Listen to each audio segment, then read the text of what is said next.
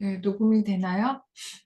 네, 되고 있습니다. 네, 에우다이모니아 연구원 2025년도 법철학 강의 시리즈 1 법이란 무엇인가 벌써 세 번째 시간입니다.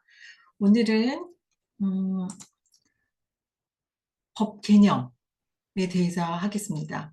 지난번 법실중주의, 그다음 비실중주의 이렇게 했다면 오늘 연결해서 법 개념을 할 텐데 법 개념에 들어가기에 앞서서 리뷰를 좀 할게요. 그 법실중주의와 비실중주의의 비교. 그래서 뭐가 잔뜩 써 있는데요. 이게 지금 제가 구분하자 그러면 이렇게 존재와 그다음에 이렇게 당위로 구분이 됩니다. 그래서 존재라고 하는 거는 있는 법, 당위라는 거는 있어야 할 법. 그래서 실중주의에서는 존재하는 법만 받고 있는 법만 받고 분리태제, 법과 도덕을 분리하는 것, 입법 무호설, 무호설이 이제 입법 만능설이라고도 합니다. 그러니까 법만 만들어 두면 입법을 하면 모든 걸 다 할 수 있는 그런 이제 비판적인 입장에서 만능설이라고 좀 칭하고 있고요. 그다음에 개념법화, 일반법화, 명령설, 요거는 순수법학을 한 킬젠을 통해서 더 확실하게 나왔던 거죠. 그래서 이렇게 보는 것이 이제 기본적인 기존의 법실중주의이고요. 그거와 대비돼서 이제 당위적인 측면에서 있어야 할 법을 고려하는 것. 이게 이제 결합태제는 법과 도덕의 필연적 연관성. 그러니까 앞에 그 실중주의 관점에서는 법과 도덕은 필연적으로 연관성이 없다라고 하는 거에 반해서 그 비실중주의의 입장에서는 법과 도덕은 필연적으로 관련되어 있다라고 보고 있고, 그다음에 법을 지키는 자, 그는 성찰하는 시민, 그러니까 무슨 기계적으로 그 컴퓨터 뭐 아니 로봇처럼 이렇게 따르기만 하는 그런 사람이 아니다. 그런 존재가 아니다. 성찰하는 시민이고 여기서 법이라고 했는데 이건 질서로 고치게요. 질서. 훌륭한 질서. 그러니까 단순한 질서가 아니라 그 질서는 우리가 법이라고 할 때 그 질서는 훌륭한 질서이고 그리고 이제 재판관의 경우 거수의 역할만 OX만 따지는 포석 관계에 된다 안 된다만 아니라 마찬가지로 성찰하는 재판관의 역할, 그러니까 무엇이 옳은가, 어떻게 판단하는 것이 옳은가, 정당한가, 공의로운가를 고민하는 것이 바로 이제 재판관의 역할이다라고 하는 게 이제 비실중주의인데 제가 끝에 지난번에 강조한 게 있어요. 그러니까 이렇게 실중주의는 존재, 비실중주의는 당위 이렇게 대립되어 있는 것이 아니고 비실중주의자들도 물론 존재하는 법을 인정한다. 그러나 그 존재하는 법만으로 해결하기 어려운 문제들이 굉장히 많이 생기고 있다라는 거죠. 그래서 그런 경우에는 어떻게 하는 것이 옳을까를 고민하는 그 당의 측면을 고려해야 된다라는 게 바로 비실중주의의 어, 주장입니다. 그래서 존재와 당이 이렇게 대칭으로 뭐냐 아군과 적군 이렇게 나는 거는 비실중주의이고요. 왜냐하면 법실중주의이고요. 법실중주의는 자체가 법과 도덕을 구분하듯이 법과 현실, 우리 삶도 구분해요. 그래서 이렇게 별개의 것으로 보고 있거든요. 그래서 그러니까 어떤 대립되어 있는 것으로 본다고 하면 이에 반해서 비실중주의는 포함하는 걸로 그러니까 존재도 당위도 이게 같이 함께 결합되어서 보는 그런 입장입니다. 여기까지가 이제 지난주에까지 했던 거고요. 이제 좀 더 우리가 이제 법 개념에 앞서서 우리가 생각하는 법 철학에서는 어떤 물음들이 있는가? 가령 법은 축구 경기 규칙처럼 규칙의 체계인가? 아니면 법의 최소한의 어떤 도덕이나 정당성이 포함되어 있는가? 법과 정의는 어떤 관계인가? 그렇다면 또 우리는 왜 법에 복종해야 하는가? 등등 이게 법 개념, 법 이념, 법 효력 등등등 법 적용 해석까지 이 많은 법철학적인 물음들이 있습니다. 이 중에서 특히 이제 여러분들께 제가 질문을 던지는 것은 이것입니다. 것. 나에게 법이란 뭐뭐뭐이다. 그러니까 여러분들이 생각하는 법이란 무엇일까요? 음, 우리 우등생, 모범생, 모범생이 한번 대답해 볼까요? 그 나에게 법이란 어, 지켜야 하는 규칙인 것 같습니다. 역시 실증주의 관점에서 공부 잘한 학생의 대답입니다. 그래서 규칙이라고 보죠. 보통 우리가 생각하는 규칙. 그죠? 아, 이게 자꾸 뜨네요. 규칙이라고 보죠. 그래서 규칙이뿐만 아니라 또 어떤 사람은 강제력이다. 그러니까 처벌할 수 있는 힘이 있어야 된다. 힘. 그다음에 뭐 법적인 작용력. 그다음에 혹은 음, 국가에서 만든 법이어야 하지 아무 뭐 일반인이 만든 것은 법이 아니다. 음, 또, 또 어떤 그 제정되어 있어야 된다라고 하는 그러니까 이렇게 형식적인 측면에서 형식적인 법률의 관점에서 법을 그 정의하고 또 어떤 사람은 최소한의 내적 정당성이 있어야 된다. 법이란 그런 것이다. 법은 뭐 도덕의 최소한이다. 뭐 이렇게. 그래서 얘기하는 그것들 법에 대한 개념들을 좀 정리를 해보니까 요 한 세 가지 정도로 나눌 수 있겠습니다. 그래서 첫 번째 합법적 제정성, 두 번째 사회적 실효성, 세 번째가 내용의 정당성입니다. 근데 요 앞부분에 있는 요것은 형식적인 측면에서 보는 거죠. 요 두 가지는 형식적인 측면에서 법이 만들어지는데 그것도 법에 따라서 합법적으로 만들어져야 되고 그것이 그러니까 실제 효력이 발생해야 된다라는 요 형식적인 측면에서의 개념적 요소이라면 그 세 번째 요건 내용의 측면에서 정당해야 된다. 도덕적 정당성, 뭐 정의와 관련해서 이렇게 개념적 요소를 세 가지 정도 뽑아볼 수 있겠습니다. 그러면 첫 번째 말씀드린, 개념, 볼까요? 아이고, 뭐가 이렇게 다 보이나요? 개념의 정당성 한번 볼게요. 보시면, 음, 네. 합법지적 제정성이 뭔가 여러분들 알기 쉽게 제가 이거 하나 가지고 왔습니다. 한번 보시면, 할법 한 열기 한번 볼게요. 음? 왜 열기가 안 되네요? 잠깐만요.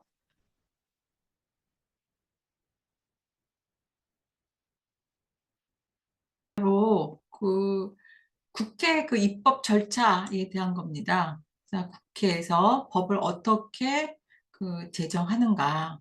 그래서 우리 이번에 이제 많이 좀 보셨을 텐데, 그 한번 그냥 참고해서 한 참고 삼아 한번 보시면 될 것 같습니다.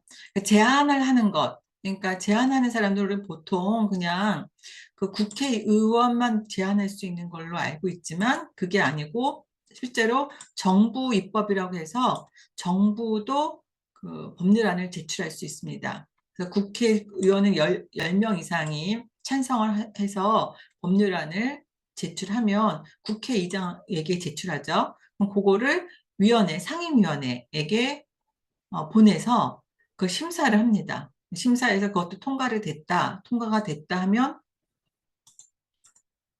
통과됐다 하면 법제사법위원회 이건 자꾸 심사예요. 그 내용을 건드리는 것이 아니고 내용이 아니라 그 형식적인 면에 있어서 형식에 있어서 이 뭐 조사라든지 뭐 무슨 뭐 동사라든지 뭐 아무튼 그 문법적인 측면 있잖아요. 그런 거 자꾸 심사를 한 다음에 전원위원회 이제 전체 의원들이 있는 곳에다가 회부를 하게 되는 것입니다.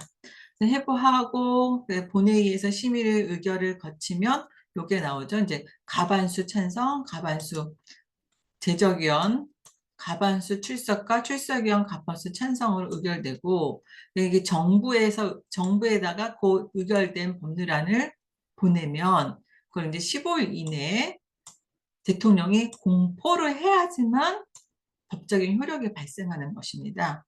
근데 대통령이 공포하지 않고 거부를 한다. 그래서 거부하면서 다시 국회에다가 보내는 거예요. 이거 다시 비토권이라고 하죠.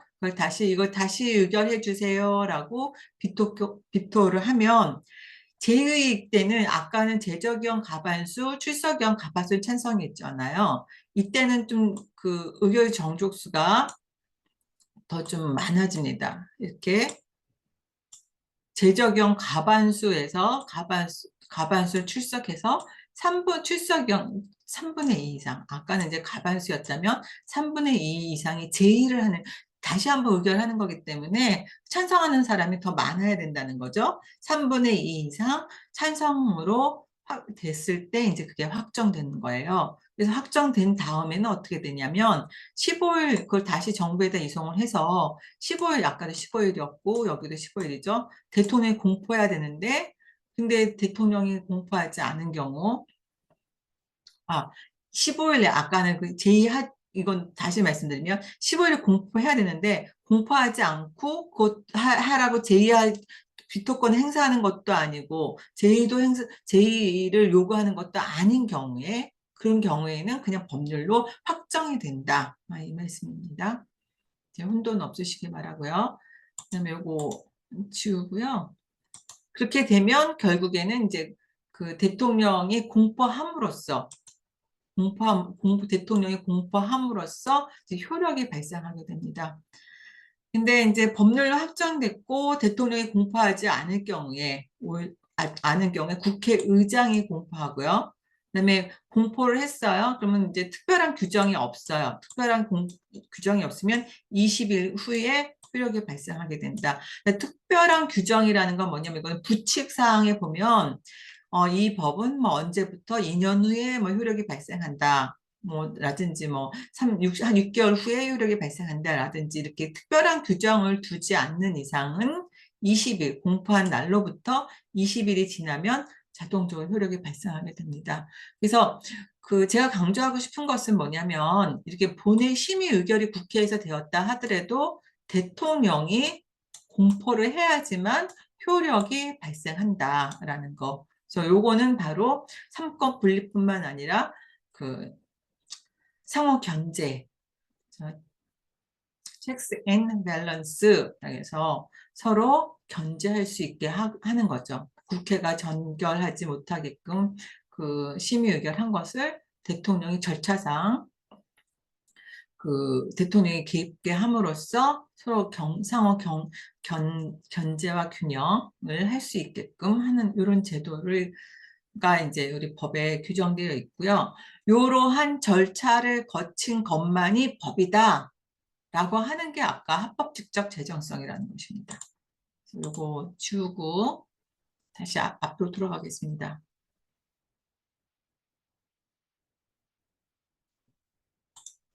하는 실증주의가 있고 이렇게 합법적 제정성을 강조하는 실증주의가 있다. 그래서 두 번째 사회적 실효성을 강조하는 그 실증주의에는 다시 또 두 가지로 견해가 나누는데, 첫 번째가 외적인 관점을 강조하는 실증주의와 내적 관점을 강조하는 실증주의가 있다. 이때 이제 외적 관점이라고 하는 거는 바로 강제성. 정말 경찰권이 죄를 지었을 때 경찰권이 발동하느냐 안 하느냐, 그런 사회적 실효성이 가지고 그것이 바로 법이다라고 보는 게 이제 사회적 실효성을 강조하는 실증주의고, 내적인 강조성은 심리적 동기. 이 법을 안 지키면 나는 잡혀갈지도 몰라라고 하는, 그래서 꼭 나는 법을 지켜야 돼라고 하는 그 내적인 심리적인 동기. 그것을 중심으로 사회적 실효성이 있다? 그러면 법이다라고 보는 것이 실증주의적 관점에서 사회적 실효성을 강조하는 입장입니다. 그 밖에 이제 아까 그 사회적 실효성이 지금 이렇게 법의 개념적 요소로서 합법적 제정성, 사회적 실효성이 있다 그랬잖아요. 이게 실증주의 관점에서 보는 법의 개념적 요소이고요. 형식적인 측면을 강조한 거죠. 그 외에 세 번째, 내용의 정당성을 보는 것. 요게 이제 비실증주의 관점입니다. 보시면 이렇게 합법적 재정성이라고 해서 실효성이 있는 것뿐만 아니라 그렇게 실효성도 있고 합법적 재정성도 있다고 하면 거기에다 내용까지도 정당해야 되지 않겠는가라는 게 비실증주의 관점에서의 법 개념입니다. 요거를 없애고 내용의 정당성만 있어라가 아니고 내용의 정당성 뿐만 아니라 이 합법치적 재정성, 사회적 실효성뿐만 아니라 내용의 정당성까지 있어야 된다라고 주장한다는 거죠. 그래서 이걸 대립관계에 보지 마시라는 게 처음에 제가 서두에서 말씀드렸던 것입니다. 그래서 이쪽에서는 어떻게 보냐면 여러분들 쉽게 얘기할 때 뭐 그런 법이 어디 있어 하고 법이라죠. 법대로 하자고요. 라고 이 법하죠. 이때 이 법과 법 간의 보수가에 관한 법률 이렇게 이제 명칭이 되어 있는 법률이 있단 말이에요. 우리나라에.